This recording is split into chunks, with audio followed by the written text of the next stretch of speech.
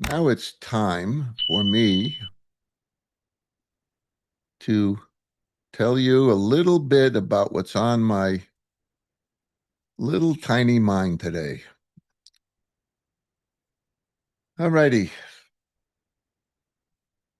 You know, if the place where Adonai has chosen to establish the divine name is too far from you, you may slaughter any of the cattle or sheep that Adonai gives you, as I have instructed you, and you may eat to your heart's content in your settlements. It says that in today's Torah reading, Devarim, Deuteronomy, chapter 12, verse 21. In other words, um, it kind of repeats part of kashrut, right? So a lot of scholars, most not, do not agree with this, but a lot do, and the respected ones tell us that anything that's in Devarim, anything that's in Deuteronomy, is to be treated as our mitzvot that we're supposed to follow outside of Eretz Yisrael. In other words, in the United States, wherever we are. And this is one of them. So this continues to teach us about kashrut. But what about who does these things? Who's the sheikh that kills the animal? Who is it?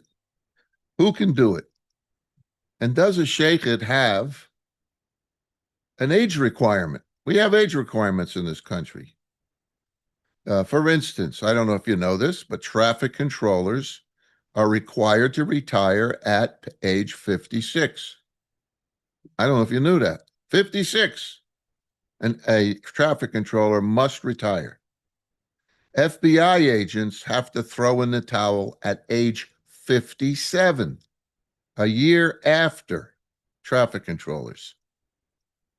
The commercial pilot, however, the one that pilots the plane, must hang it up at 65. In fact, there are big arguments about this now, but they must hang it up at 65. What about being a shochet? As I said, a butcher of kosher meat. I'm sure most of you know what a shochet is, but if you don't, it's a butcher of kosher meat. And if you didn't know that, don't be embarrassed.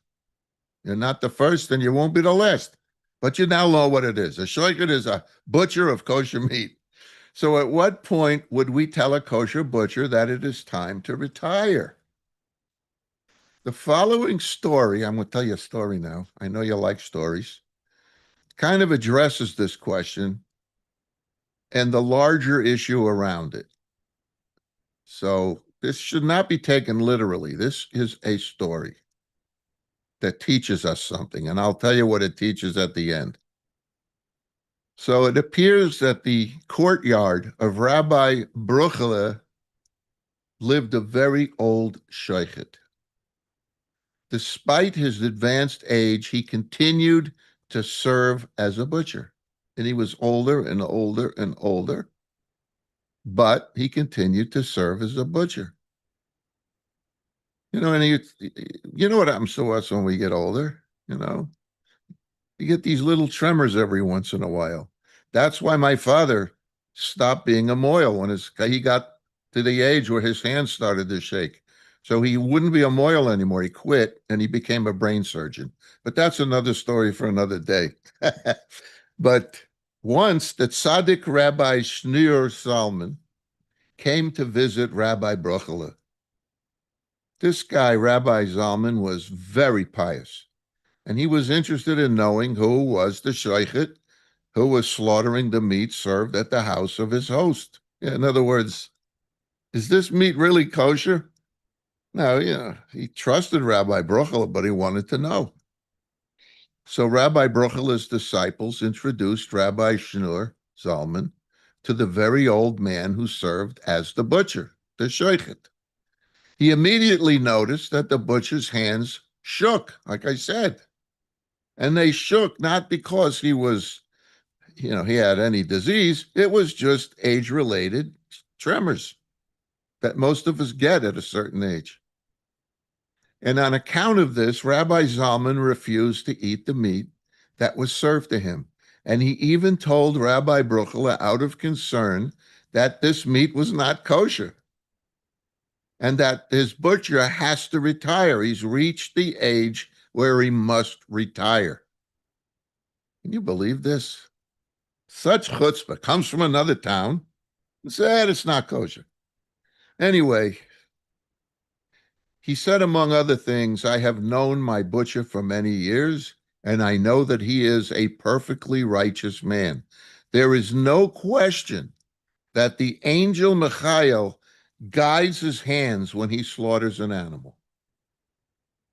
So that's what Rabbi Bruchel says. In that case, said Rabbi Zalman, then it is certainly forbidden. What did I do? I'm sorry. It is certainly forbidden for him to slaughter the meat. I have to take a second here and find out what happened. Okay, here we go. So he says about being the angel helping him, he says, it's certainly forbidden to eat that butcher's meat. It's treif. It's not kosher. It's nish kosher. Because an animal slaughtered by an angel is legally invalid. It's not kosher. How do you know that an animal slaughtered by an angel is unkosher? Rabbi Bruchel cries out. That makes no sense. And Rabbi Zalman took a volume of the Talmud off the shelf of Rabbi Bruchel's bookcase. He looked through the Gemara and he comes to a midrash from Chulin, Midrash Chulin, chapter 1, verse 1. And he says, in the Mishnah, we learn that meat slaughtered by a non-Jew is not kosher. Our sages derive this from the verse in Deuteronomy and Devarim that I read before, chapter 12, verse 21, that we read this Shabbat, Re'eh, today. You shall slaughter from your cattle and sheep as I have commanded you. So Rabbi Zalman doesn't stop there. He keeps going. And because a non-Jew is not commanded to slaughter in the kosher manner, he is ineligible to be a kosher butcher. He cannot be a sheikhet, even if he did it correctly while a Jew supervised him. It is no good. From this, it is clear to us that the meat slaughtered by an angel is also unkosher, because an angel is also not commanded concerning kosher slaughter and is ineligible to serve as a kosher butcher. There you go. That's the story.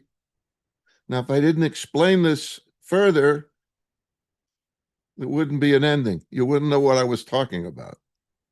So I'm going to explain it, and you'll see something, I hope, interesting. The point of the story has nothing at all to do with the status of angels. That's not the point. Rabbi Zalman was not trying to diminish angels. But the story would have the same meaning regardless of what limits a person from doing things that they want to do. The point is that we must show love and respect to all people experiencing physical challenges. He didn't want to embarrass the sheikhet, so he blamed it on the angel. But the sheikhet was too old. He shouldn't have been doing it, but he didn't want to embarrass him. He didn't want to make mincemeat out of him. No pun intended. But he did blame an angel for that reason.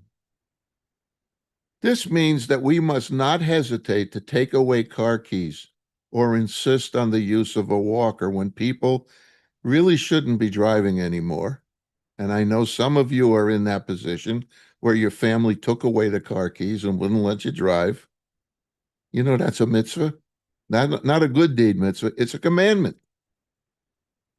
And you must insist on using a walker if people are falling down or getting hurt, you must insist.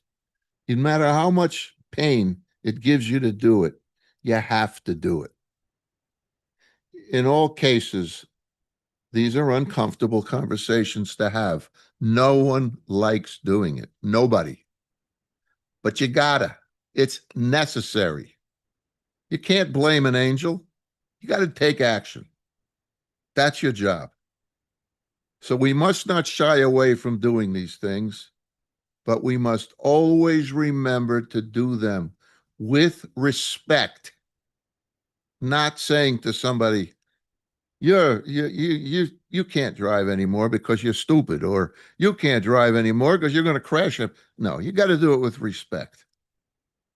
You know, the way you are walking and the way you are living and some of the difficulties you're having, it probably would be better to let somebody else drive you around.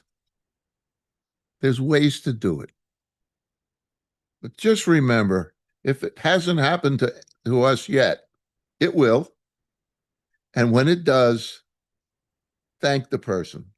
Don't be angry at them. Thank them because they're doing the mitzvah that they were told to do. And with that, I want to wish you all a Shabbat Shalom and Am Yisroel Chai.